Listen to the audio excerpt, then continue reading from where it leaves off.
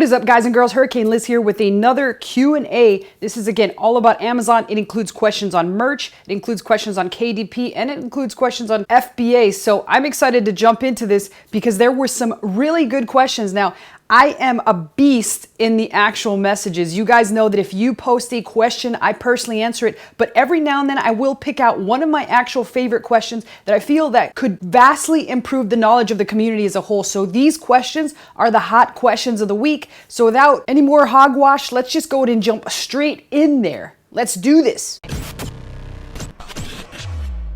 All right, so here we are on my screen share, and we're with the first question, L&B fishing. Ooh, I love me some squid. L&B fishing, like where do you get good squid in the US? I know you can get some in Spain. I've eaten it there. Trust me, it's delicious. So L&B fishing says, great video, eager to get started. How do you price your books, and how can you show how to set up a selling account? So the setting up of the selling account is pretty intuitive. All you got to do is go to, and I'll just actually show you, why not? All right, so getting started is pretty easy. I usually just head on over here, kdp.amazon.com. I click on learn how easy it is, and then right here it says create a KDP account. You'll go there, and then you'll just go to KDP and sign up. So I believe it might have been even on the front page. Duh. So I didn't really look that good. Here it is, sign up. Duh. And right here is where you'll put in brand new Amazon account information. Don't use existing accounts. You don't want to ever commingle those. You want to keep them separately from your buyer account or anything, because buyer accounts and everything classify as a real Amazon account. So it's that quick. It's that easy. The questions are pretty much intuitive. The most difficult one they might ask you is for your social and or your business EIN if you're going to do it as such. So let's go to the next question. So let's talk about the second half, or actually the first part of this question, which I think is really good. And there's a reason that I picked this out. That is, how do you price your books? So a lot of people ask that, and there's really two big strategies that you can use here. You can choose to price them regularly, what everyone else in the niche is pricing at. That way you're kind of matching what everybody else has. Or you can price very aggressively. So what I mean by that is maybe not even make any money at first. And you might be asking, like, Liz, why in the hell would I want to do that? The whole reason I got involved in this is because I want more bread, girl. And the reality is, sometimes pricing it that aggressively will help create sales velocity for your book, and Amazon loves that crap. And as a result, your book will rank better organically, and at a later date, you can raise that price up. And then that's when you'll get a ton of sales. So really, you got two big options here. And I would recommend to split test them both and see how they work out. Or if you got a book that takes off at first, lower the price, just don't make any money on it, just to try and get it to run. And then when it runs, start incrementally raising the price by something around 21 cents. Let it raise it to 21 cents, let it kind of stabilize itself and sell the same amount that it was selling before at the lesser price, and then move it on up, and keep doing that, rinse, repeat until you get to the price that you were at before. So great question, LNB. Like I said, where can I get me some good squid? All right, here's the next one from Pramod. And Pramod says, I have given everything for merch by Amazon, but I did not get any notifications in my email. How do I get accepted for this? So very important question, Pramod. And let me tell you the reason why. Merch's accounting thing and account creation thing, they're sneaky SOBs. A lot of times they will never even email you, and you'll just never check, and the account gets axed. So what do you have to do? Well, I would recommend every couple days, check and see if you actually have an existing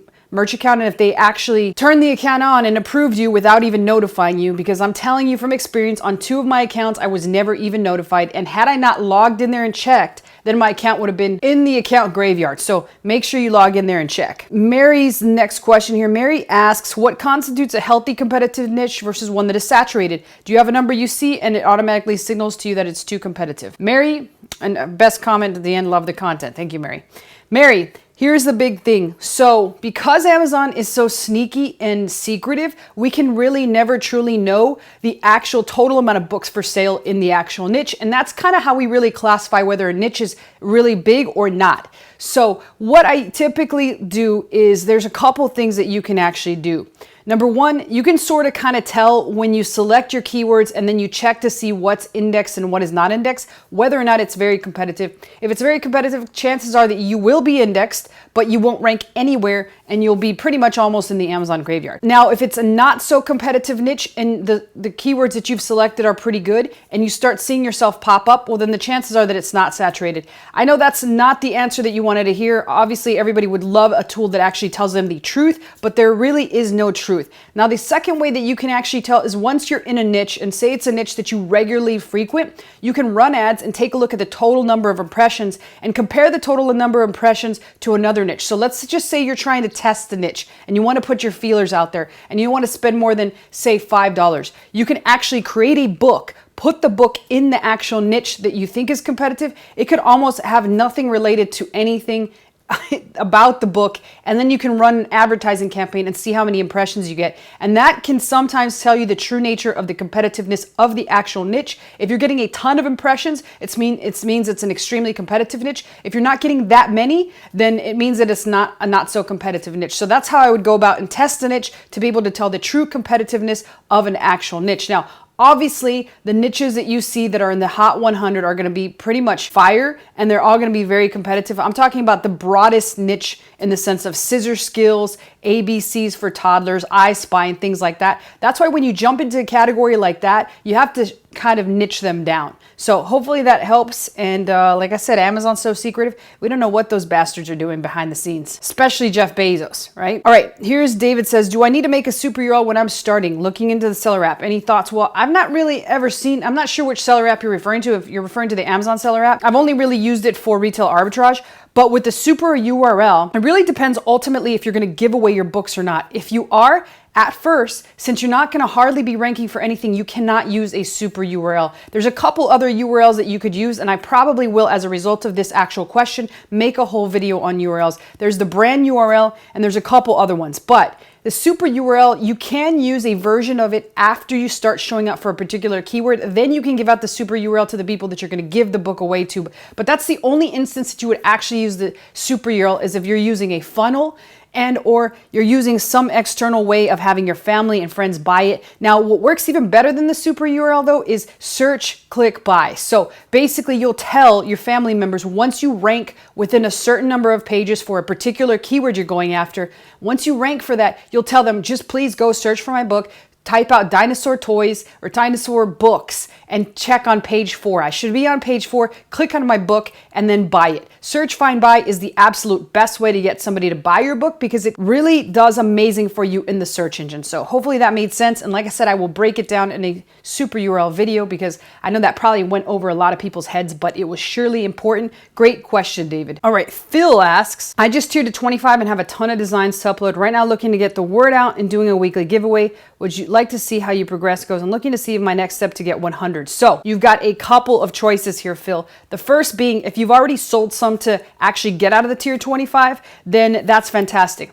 You can A, either buy some of your own designs, or B, find people that are willing to buy your own designs and just want like a shirt for your cost. So again, this goes back to what I was talking about with the KDP strategy, where you can also lower the cost of your shirt to try to just get tiered up, because the most important thing coming into Q4 is to just get tiered up. So I would do one or the other and then take it from there. You can, if you also have access to ads, also kind of eat the loss on the ads and lower those t-shirt prices as much as possible just until you tier up, and then jack those puppies up right around when you're in the middle of Q4, especially with your holiday designs. So hopefully those two help out. And thank you for being concerned with my eye. It's still there. It just doesn't go away. So I'm gonna have to go under the knife, which is a little scary, but it's probably is not that much cause for concern. It's only possibly one stitch. So I'm just being a big baby. All right, Diana says, I recently hit tier 500. Congratulations, Diana. I have a merch shirt that's selling at $15.95, sells on average 3 times a day, was considering raising the price by $1. Good idea or leave it alone? So I would say that if you really want to test and see how this works, I would use the smaller increments until it kind of stabilizes and then jack it up to what you originally wanted to. But since it is selling so well, I probably wouldn't touch it. But you can, especially coming into Q4, right now would be the time to kind of raise it up gradually, incrementally. Don't do it too crazy. And that's what I would do. So let's see what happens. And thank you so much with the uploading challenge. It's been very difficult. So we'll see how, if it continues to go for all 30 days, I will surely try my best. All right. LL says, you've got this and lucky us. What would you do to prepare for Q4 and KDP?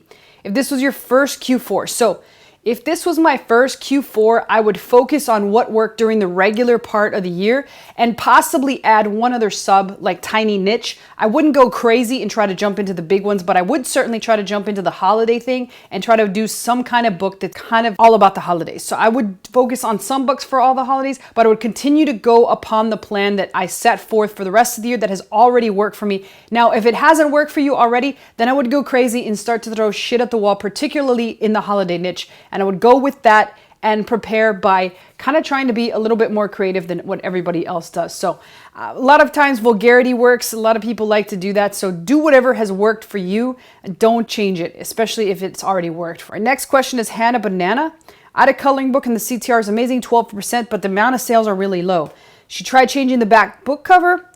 Should I just turn off the ad and let it do its thing? So if the book's got a 12% CTR, the real question is how many keywords does it have the 12% CTR? So I would, number one, cut the losers, especially if you got like 4 or 5 clicks among a lot of keywords and they're not getting sales, and see the one that's got the 12%, has it actually gotten a sale is a big question. So obviously your book is working, the actual cover's working, but people can't really tell that much about the interior because they only get a sneak peek. So there's something there that possibly people just aren't buying. I don't actually know why. I would have to see the rest of your listing to be able to tell that. But I would see how it's selling organically and then kind of make a decision based on that and possibly even lower the bids. I'm not sure how high your bids are, but potentially lower the bids. But that's what I would focus on. The back cover, like you said, if you change the back cover, let's see what happens. But people are clicking in there. They're just not buying for some reason. So you got to figure out what that reason is. It could be with your rest of your listing. So I would have to see that listing to be able to give you an honest opinion, Hannah. All right, Heather asks a ton of things. Fantastic. Let's see what Heather says. I'm going to sum this up for you guys. How do you get the author page to look good on Author Central? So we'll certainly take a look at that, and I'll have my actual wizard that does all the stuff on Amazon take a look at that and see if he can actually work with that, and then we'll do a video on that. When would you start advertising campaigns for KDP to sell as Christmas gifts? So right now we're about October 15th, 16th. I would probably start ramping these up the first week in November to really ramp them up because of the fact that you're going to need a couple weeks to optimize. Like specifically, you're going to need about 2 weeks, and that brings you to around the 14th or 15th, which happens to be right around my birthday. So if anybody wants to send me a virtual gift, that would be fantastic. Hugs or kisses always work. And so then I would ramp it up. That way it's ramped up by Black Friday. What are some Christmas gift keywords to use that aren't super competitive? So fantastic. I will do a whole video on that, Heather. I think it requires that. So I'll do some keyword research. I'll buy some very expensive $500 reports and I'll report back to you guys, show you what the top guns are getting in terms of Christmas gift idea keywords. All right, Rochelle says, how to amp up merch account in Redbubble for Christmas. First, Christmas and Amazon and Redbubble. Christmas market looks already saturated. Tier 500 plus pricing strategy for the holidays. Again, Rochelle, I would think about the pricing strategy that I talked about on the KDP book. And really, you've got 500 slots, which is more than plenty to make a decent amount of money. If people are already saturating the actual Christmas niche, in general, people are going to saturate everything. It is Q4, so I would, again, stick to my bread and butter and what's worked all year round and start hitting on those, because the reality is people don't just buy Christmas-themed gifts. So, for example, if I'm going to go out and buy my sister a gift for Christmas, doesn't mean that I'm going to buy her a t-shirt with Santa Claus on it or Santa Claus boozing it up or anything. Not that I'm saying that my sister loves Santa boozing it up, but I'm probably going to buy her something related to something that she likes. Like, for example, she has a pug, so I would more than likely buy her something that's pug related and or even buy her pug a gift. So focus on the things that aren't necessarily all about Christmas. Of course, those will bring you a lot of money and they're seasonal, but think about the reality is that people buy shit for their pugs, and or if they like pugs, they buy shit related for pugs all year round. So focus on those things. That should do very well for you. And this is Mr. Daily Wealth again. I'm glad to hear you again, Mr. Daily Wealth. And he put this awesome comment. He says, love you, Liz. I'm also playing in the UK market. So again, for those people that are afraid like, oh, my shit only sells in the UK, get that violin out, get those cheese and crackers out, whatever they say, because the reality is it's pretty good. If you're selling in the UK, you're at least selling. There's a lot of people that can't even sell anything. So he's targeting 20 keywords with exact match 28 cents, which is awesome. It just goes to show you that in the UK, you could probably get a lot less cost per click. All right, now the book has a BSR of 130K in the UK. Same book in the US has a rank of 1.8 million. In a few weeks, it will be in the top 100 for its category. So Amazing. Congratulations, Mr. Daily Wealth. And I hope this is a lesson to all you guys and girls out there that are like, oh, my shit's only selling in the UK. Like, wow. Some of the rest of the other people can't make even sales. So fantastic. Congratulations, Mr. D. All right, next up is Judy here. Judy says, hi, Liz, love your videos. It's hard to find the right 2 categories for LCB allowed on KDP. I know you can add 8 more, but those 2 are not so helpful. I'm talking about the puzzle books and journals. What would you suggest? Awesome. So I'm going to go in and do a whole video on this for you, Judy. So I've got a lot of work to do and show you how I would go about and choose those. Now, I want you to consider this before I even do the video. The reality is that there's 2 big reasons that we look to categorize our actual book. Number 1 is so in case people are really deep diving into the algorithm and looking to actually search through it and find something that they want that's very unique, and potentially we can't rank for the big keywords like the big dogs are doing. So it allows the people that really like jump in there and search for really ridiculous details like beautiful pink notebook for girls, some shit like that, right? So for example, somebody might really click into there and try and find that book by going and diving into the categories very deeply. However, there's a lot of people that wouldn't go through all that trouble, right? So the first reason is for the deep divers, for people to really niche down and find what they want. So you want to be sure that your book is in the right category. Now, if you recall, in the hot new releases, we sometimes show some books that are like romance novels and then they're in child addiction books. And that's not going to get you anywhere. That's going to make it even worse for you. And then on top of that, Amazon's not going to know where to properly categorize your book because it's not supposed to be in there. So that's a hack that a lot of people do. So that's the first reason that we need to know how to categorize our books properly. The second reason is so that we can actually show up with tags like hot new release or bestseller or number 1 in this category and vice versa and so forth. So the reality is that it's almost like we have to make a decision as to what we want to do. And that's why we try and find the best and most almost hidden categories so that we can get tags like that. So really, ultimately, you got to decide which one of the 2 do you want, because there is a way to play the game and to work the system if you want to just get shown and be seen. But the reality is that you could lose out on some points in the long run with Amazon because of the fact that you're not in the right category. However, there is the possibility that you can do a refresh, which is, I know, probably goes over some people's brains, but again, I will cover it in a future video. And that's pretty much it. That is a wrap. That is all the questions I have. And remember, I always answer these, so post them below. And if I feel that your question requires a video, I will personally make a video for you and for everyone else. So put your questions, comments below. I always personally answer them, and I'll see you guys in the next video.